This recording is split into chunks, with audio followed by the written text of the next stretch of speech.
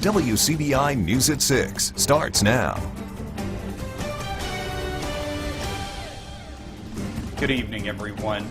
Bond is denied for two Columbus capital murder suspects. Victoria Slayton and Malcolm Hill made their first court appearance this afternoon. Our Jory Talley was there. She joins us now live from the Columbus Municipal Complex with more.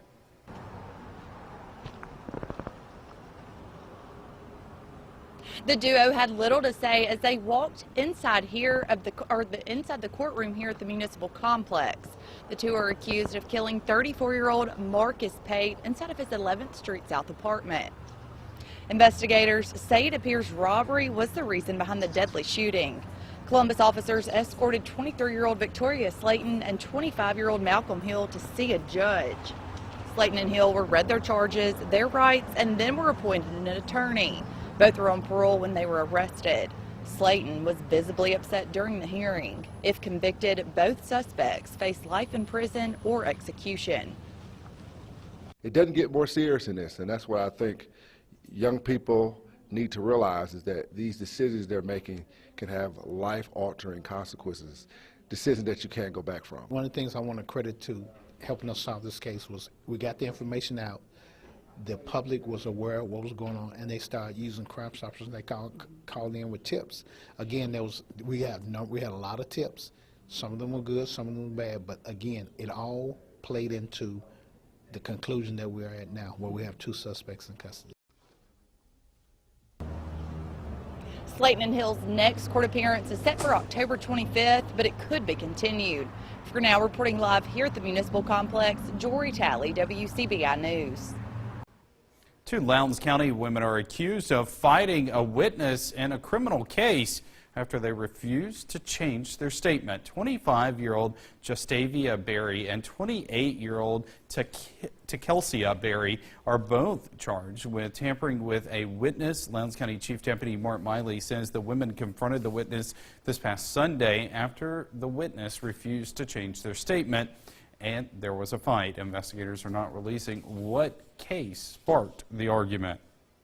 A Chickasaw County burglary suspect is now facing a drug charge. 29-year-old Jeffrey Walker is charged with burglary of automobile and possession of methamphetamine.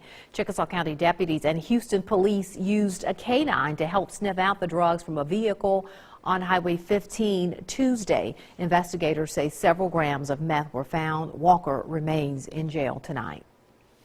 Agents from the Bureau of Alcohol, Tobacco, and Firearms are involved in the investigation of a weekend fire at a Pontotoc County furniture plant. Ellie Martin tells us why the agents were brought in, what they're looking for, and how they're working with local and state agencies. All this week, agents with the ATF's National Response Team have brought their specialized skills to find out what happened Saturday morning at American Furniture's Ecru plant. NRT is a specialized team comprised of veteran special agents within ATF, but also a whole host of what we call subject matter experts. Those include explosive specialists, certified fire investigators, electrical engineers, chemists, fire protection engineers, and other experts. We're in the business of investigating these incidents, and many times they are not crimes, many times they are accidents, and we're here to assist those agencies to find those answers as to the origin and cause. And should it turn out to be a crime, we obviously will assist in the follow-up investigation as needed until they're able to work it themselves. The ATF's command unit is now on site. It's a mobile office on wheels with state-of-the-art equipment, everything investigators need to do their job. The investigation is a partnership among the Pontotoc Sheriff's Office, the State Fire Marshal's Office, Mississippi Highway Patrol, Mississippi Bureau of Investigation, Pontotoc Fire Department, and that we all have the same seat at the same table. And so our goal is to have one investigation, one product, and one answer. Agents are also looking at last month's fire at Washington Furniture in Pontotoc and January's blaze at American Furniture to see if there are any similarities. Allie Martin, WCBI News. There is no timeline on the investigation. Agents could be on site through the rest of the week. Macon aldermen make an 8-month interim title permanent. Devine Beck, that is, has been the interim Macon police chief since February. Last night, city leaders gave him the official title. Beck was the assistant chief when Lucius Mason was demoted and eventually resigned. The current chief has been with Macon PD for 20 years, working his way through the ranks. Time for a first look at our forecast. Let's turn things over now to Chief Meteorologist Keith Gibson. Audrey, right now a live look in downtown Louisville, Mississippi, showing these clouds that we have in place. Mostly cloudy day in a good chunk of our area. Temperatures currently in the upper 50s to low 60s across North Mississippi and West Alabama. Still some showers being detected by radar. A lot of this is staying aloft, but can't rule out an isolated shower here this evening. Dry air will gradually win out, though, so these clouds and those isolated showers should fade away tonight. Lows getting back down into the 40s north, low 50s south here tonight. Your full forecast in just a few minutes. Well, it's a question that a lot of new parents ask themselves, including my colleague here. Yeah. When should my little one get the flu shot? It's a big question. The flu season already closing in. Our Riley Livingston talks to pediatricians to try and help find an answer to that question. Keeping their children healthy is at the top of the priority list for parents. And with flu season picking up, many are wondering, when should my kid get the shot? It's been recommended, and I tend to agree with them, get it out as low as you can. 6 months is the earliest, because kids are a reservoir for carrying a lot of viruses. But many parents don't know that if your child is 2 or younger, they need 2 shots. You got to let the body of the patient know, patient's immune system know, this is what the flu looks like.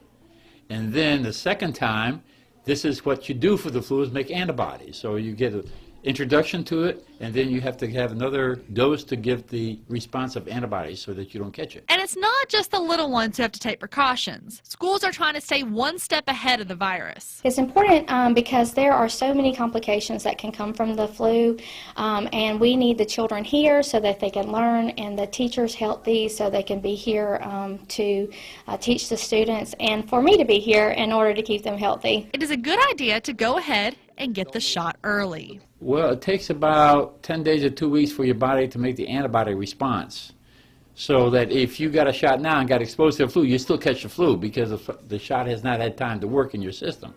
My suggestion is getting it somewhere around October, early part of November, not wait into January. Marie Burgess is a teacher at Stokes Beard Elementary.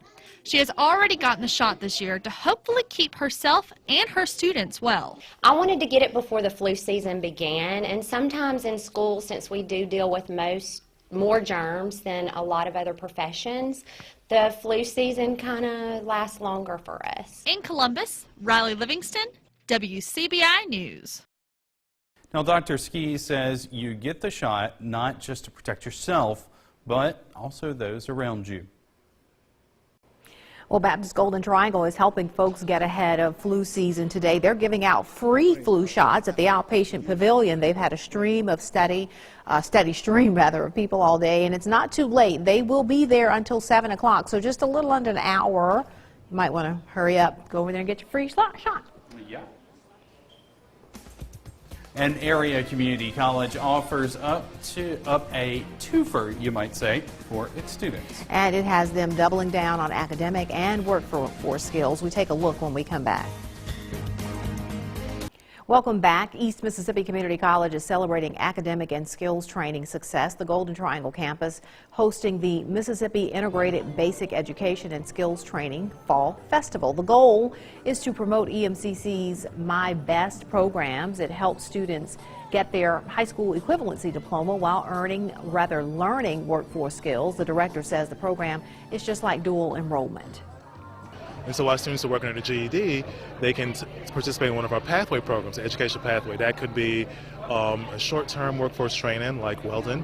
It could be more long-term like computer networking, or we also have short-term CNA programs. So it's really a way to sort of provide students a better opportunity. 84 students have completed the program there at EMCC. When it comes to teaching, making connections with students is very important. Lisa Hester, our Educator of the Week, teaches language arts at Smithville Attendance Center. She loves working with teens, and she enjoys the challenge of relating the day's lessons to their interests. Hester's teaching techniques appear to be working because her students' state test scores are improving.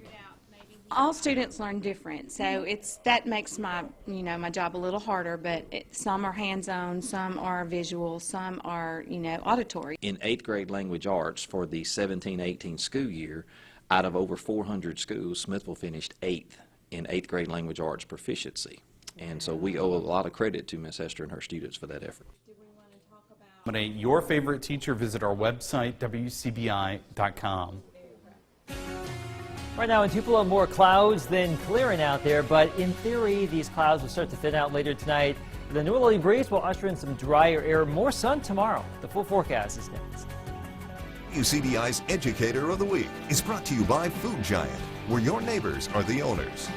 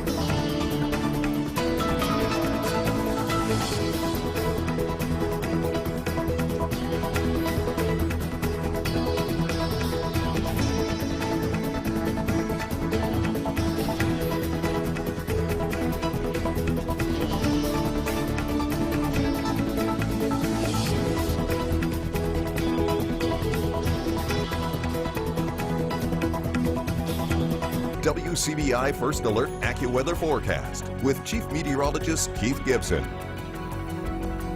Here's our Alpha Insurance time lapse from Durham's Pharmacy in Vernon, Alabama. Today, more clouds today. Yes, we're hoping for a little bit more sunshine. Those rain showers a little bit more sporadic today. Yesterday, a bit of a washout, but it was a little bit warmer today. I know, hard to figure, but it was warmer than yesterday. Just a few blips here showing up on our live Doppler radar. The air is becoming increasingly dry, so a lot of moisture back to the west. Looks like it's coming our way, but we have these northerly breezes that will continue to eat away at that.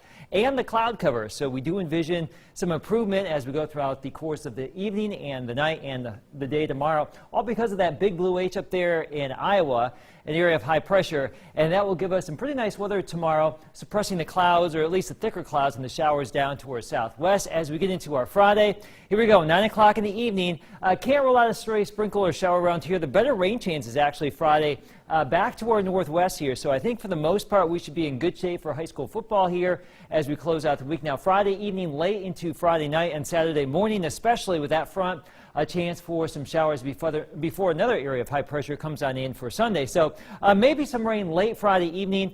The better chance for rain would be the first half of our Saturday, and then as we get into the middle of next week. That's the way it's looking for the next 7 days. Low 60s and upper 50s here locally. Look at Tallahassee, 85 degrees. We were in the mid 80s here on Monday. We pushed the heat off to our southeast. Tomorrow, though, a little bit warmer. Mid to upper 60s to around 70. Most spots probably just shy of 70, though. 70s will likely surge back in here Friday before that next front sweeps on in here. So that's the way it's looking for the next 2 days around here. Let's talk about our forecast for tonight. Mid 40s north, assuming we do see some thinning out. Low 50s down to the south, winds from the north at about 5 to 10. Your planner for tomorrow, 49 at 7, 63 at noon, 69 at 4. Winds from the north and northeast at about 5 to 15, so still that fall feel going on here. 65 in New Albany, 68 in Aberdeen and Tupelo, our city-by-city forecast. Upper 60s here along and south of 82, maybe a shot at 70 for you in Macon. Upper 60s to around 70 if you're lucky in West Alabama. The warmer temperatures here closer to the Gulf Coast, right around 80 degrees. Here's our AccuWeather 7-day forecast. You can see mid-70s Friday, 67 Saturday, a lot of sunshine Sunday into your Monday, a shot at some upper 30s here Sunday night and Monday morning. There's your forecast. Sports is coming up next. WCBI Sports with Tom Ebel is brought to you by your local Ford dealers. Go further.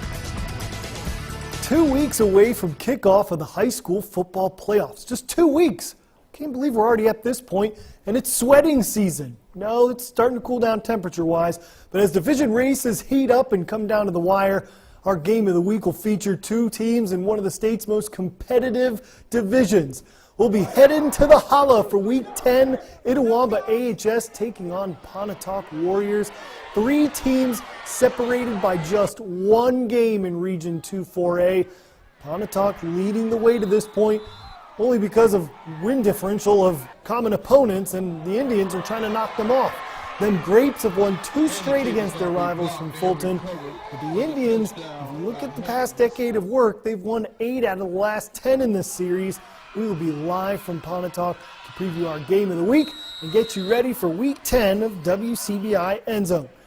But football coming up tomorrow due to possible weather concerns from our friends up north. Here are some of the big ones. These aren't even all of them. Boonville at Manatee was rescheduled to Thursday. North Pontotoc at Alcorn Central rescheduled to Thursday as well. Lewisburg at Saltillo will be played tomorrow as well. And Tupelo's road trip to DeSoto Central has changed there as well. Some other games, East Union at Baldwin, a huge divisional matchup that could very well decide that division. Also played tomorrow, but that was originally scheduled that way. Also, Senatobia and Tishomingo County was rescheduled to tomorrow, and Ripley at Byhalia was also rescheduled to Thursday. So we get a little bit of an appetizer for high school football season coming up tomorrow. The expectations are sky high for Mississippi State men's hoops in 2018. Coming off its NIT run from a season ago, the media chose the Bulldogs to finish 4th in a very competitive SEC. Bringing back a ton of talent along with a talented freshman class. Head coach Ben Howland says he wants the noise around his program, but knows it makes every night a little more difficult. Good to have high expectations. I mean, that's what we want. But at the end of the day, you still have to go out and prove it every night. And that's what we talk about. I mean, they're going into the season, picked higher than we've been picked the last few years. Being in preseason top 25, some of the polls, is really nice for the program. But all it does is put a bullseye right here that every night it's easier for those other guys you're playing against to get up for you, and you got to understand that. And know that you got to prove it. Every day when you step on the floor, you have to prove yourself. Conversely to Mississippi State, the Rebels were picked dead last in the SEC for 2018 by the media. But first-year head coach Kermit Davis isn't worried about preseason projections. Here's a little tidbit. At this time last year, Tennessee was picked 13th in preseason, and they went on to win the SEC. Davis says the competition in the SEC was a big reason the Ole Miss job was so attractive. At Middle Tennessee, we had to be absolutely perfect. We couldn't lose a game. And even when you were absolutely almost perfect and you got upset in the tournament, sometimes you didn't get the at-large bid. So it's such a nice situation, no matter where the Rebels are picked today, is that last year Tennessee and Auburn were picked toward the end. You may not be trying to win the championship your first year, but if you can get a competitive team that can win some games at home and your culture gets right, I mean, you can be 8th, 9th, or maybe even 10th in this league and go to the NCAA tournament. We've got playoff softball coming up at 10, but that's it for sports. Last look at your forecast is next. Here's our 7-day. You can see tomorrow more sunshine, upper 60s. 70s return Friday, and some showers by Saturday. Hopefully on Saturday, most of those showers get out of here by early afternoon. Sunday, a lot more sun. Yeah, right. And 39. I know they're getting closer and closer. Yes. That's our first 30 to show up on the 7-day. It is. All right, thanks, Keith. Thank you for joining us, everyone.